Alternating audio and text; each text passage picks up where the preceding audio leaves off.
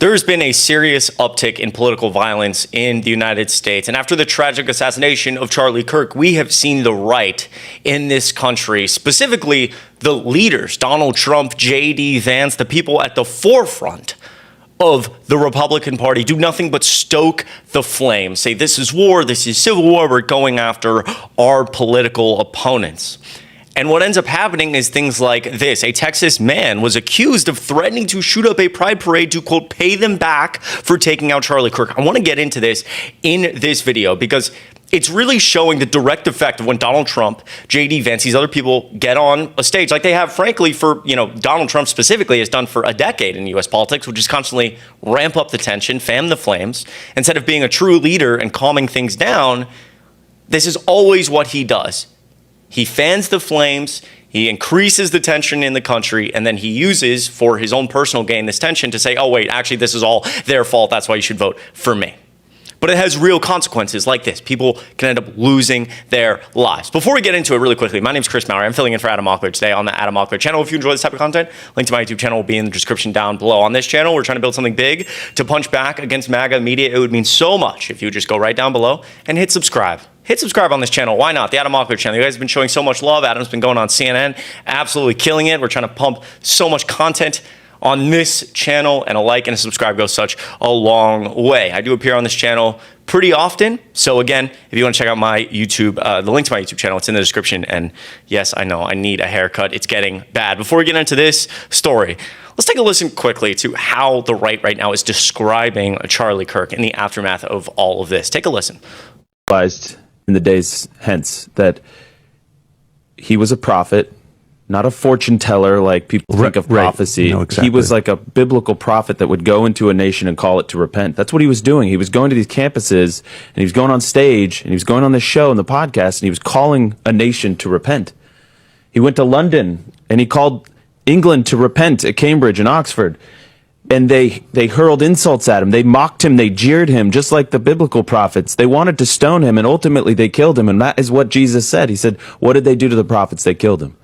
And now the other revelation. You're making me emotional again. Because I know that what you're saying is true. And the other revelation is specifically about these campus tours. We called them campus tours. They were tent revivals. Yes. Complete with the tent, Tucker. So... I don't know why I didn't really see I didn't either. As it was say that, and I just like to envision like George Whitfield. I really don't think it's helpful in this time to be talking like this, especially for the right. This is the Charlie Kirk show, and obviously, like, violence is never acceptable. What happened to Charlie Kirk is absolutely tragic. When we're talking about the aftermath of this and like where our country is at, again, taking a step back, he's referencing the Bible. And he's, saying Charlie Kirk is a prophet. That's why they killed him. I mean, that's really, if you're a person in this country listening to this, that's directly going to lead to more violence. Who is they? Again, the left, they killed him. Charlie Kirk is this huge prophet figure, which also, again, I don't think he was. I don't think we need to, pretend that his life was something that it wasn't. It also did a lot of damage to, marginalized communities. But regardless of if you feel like he was or wasn't, this is dangerous talk to be having right now. Look, they killed a prophet. What does that mean? You're going to go after them, right? And another thing we've been hearing is a lot of comparisons of Charlie Kirk to MLK. Take a listen to this before you wrap back to the original story. About all of these Negro preachers who've been, in fact, talking about that this man that was killed was the answer to Christ in the earth. Y'all ain't saying that. They having moments of silence in black churches all over the country over a man that was racist and a white supremacist. How dare you compare him to Martin Luther King? The only thing that Charlie, Chris, and Martin Luther King got in common is both of them was killed by a white man. After that, they got nothing else in common. And part of the reason I bring this up, it's fascinating, again, regardless of how you feel about Charlie Kirk. I know people like Ezra Klein have written stories to a lot of backlash if he was doing politics the right way or having this big conversation on the left about who he was. I just don't think, I think we can all agree on a very basic level that like when we're calling this individual a prophet, it's not helpful, it's dangerous. And when we're doing comparisons like to MLK, I mean, what world are we living in? It's also odd because Charlie Kirk himself hated MLK. He said it publicly all the time. This is a tweet from Charlie Kirk. Who was MLK? Again, Charlie Kirk at the top here. A myth has been created and it has grown totally out of control. While he was alive, most people disliked him, yet today he is the most honored, worshipped, even deified person of the 20th century. Today we're going to tell the truth and explain how this myth was born.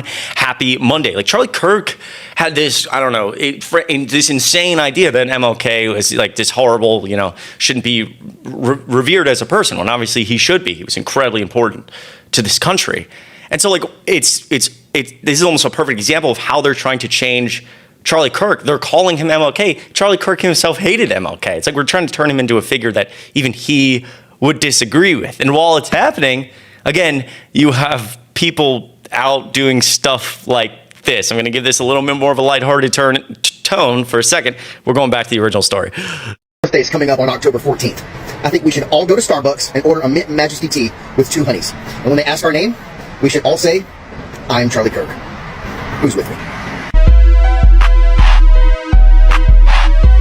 Again, it's like what are we doing here? What are we doing? Okay, what are we doing? Again, it's this constant need to find that that the left as a whole, this is why Charlie Kirk lost his life. That the left caused this, the left did this.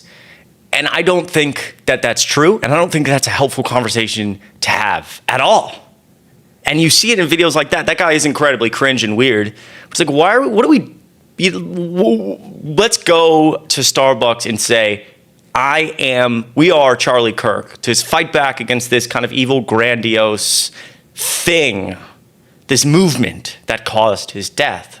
But none of that is real, and it's kind of akin to the conspiratorial nature of the MAGA movement. Texas man accused of threatening to shoot up Pride Parade to pay them back for taking out Charlie Kirk. Come on, bro, let's go hunting fairies. Joshua Cole wrote to a friend 2 days before this Pride Parade, according to an FBI probable cause affidavit, reviewed by The Independent. A 42-year-old Texas man is facing federal charges after allegedly threatening to shoot up the Abilene Pride Parade as revenge for the recent assassination of right-wing activist Charlie Kirk. Quote, "F their parade, I say we lock and load and pay them back for taking out Charlie Kirk," Joshua Cole wrote in a September 18th message to a Facebook friend, according to an FBI probable cause affidavit reviewed by The Independent. So again, you think about a quote like this in comparison to this video I showed you, how I started this video. The second video I showed you, these tweets about he's MLK, he's a prophet, he's these things, and they were the cause of this. They were the cause of this giant figure getting taken out. It leads to things like this. I say we pay them back.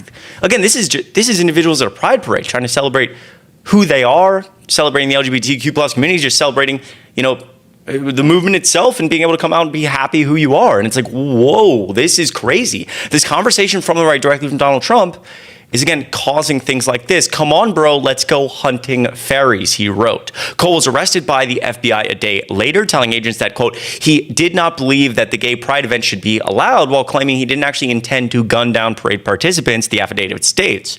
But, quote, the threats were not conditional. FBI Special Agent Sam Venuti, I believe, wrote in the affidavit supporting the case against Cole. The threats were specific. The threats were also specific to a particular set of victims, people participating in the Pride Parade. Cole's comments were not mere idle or careless talk, exaggeration, or something said in only a joking manner. Because again, the right, as they're doing this, would like to say that a lot of time if they feel like people are calling them out too often for crossing the line.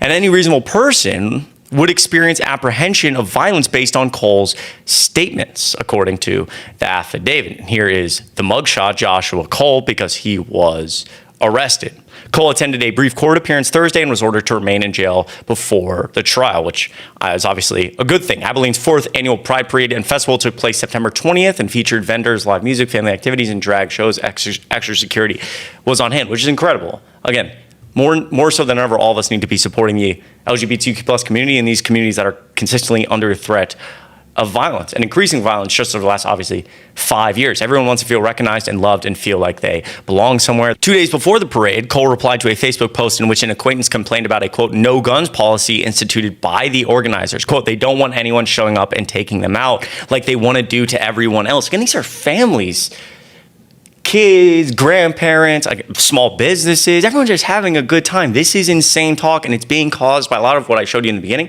but also directly from Donald Trump. So let me know what you think of all this in the comments down below. Maybe share it with a MAGA friend or family member. Say, look, this is how this rhetoric has a direct tie to violence. I mean, imagine if the FBI didn't arrest this guy. And I know in a time like this, all of this can be very depressing, hard to hear. Take it one day at a time, and remember, it's okay to turn off your phone for a day or two. When you return, the Adam MLK channel will be right back where it was. Make sure you subscribe.